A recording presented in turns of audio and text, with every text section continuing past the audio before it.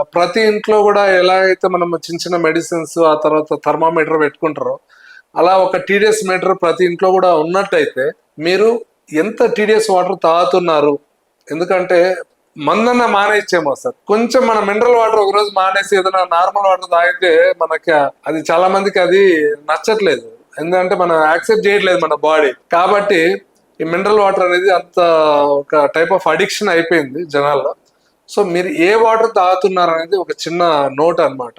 So ఈ bore water మనకి purify అయినప్పుడు ఈ 30-40 రేంజ్ లో ఉంటది. సో దాన్ని కూడా మనం ఒకసారి చెక్ చేసి దానికి ఒక అల్ట్రా వైలెట్ యూవి యాడ్ చేసి దాంట్లో ఒక టీడీఎస్ కంట్రోలర్ దానికి అటాచ్డ్ గా యూఎఫ్ అల్ట్రా ఫిల్టరేషన్ పెట్టుకున్నట్టయితే ఈ టీడీఎస్ చాలా మంది ఏం చేస్తారంటే మేము టీడీఎస్ పెంచుతామంటారు కదా సార్. ఈ టీడీఎస్ పెంచడం అంటే మళ్ళీ రా వాటర్ ని మళ్ళీ మనం మామూలు వాటర్ లోకి కనెక్ట్ చేయడం అనమాట.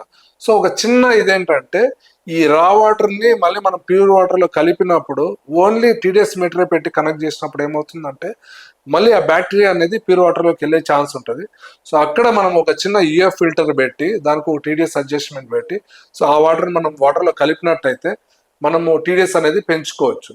సో ఒక 100-150 వరకు కూడా పెంచుకున్నా తప్పేం లేదు. కానీ మరీ 10-20 టీడీఎస్ అయితే కొద్దిగా అవాయిడ్ చేస్తే మంచిది హెల్త్.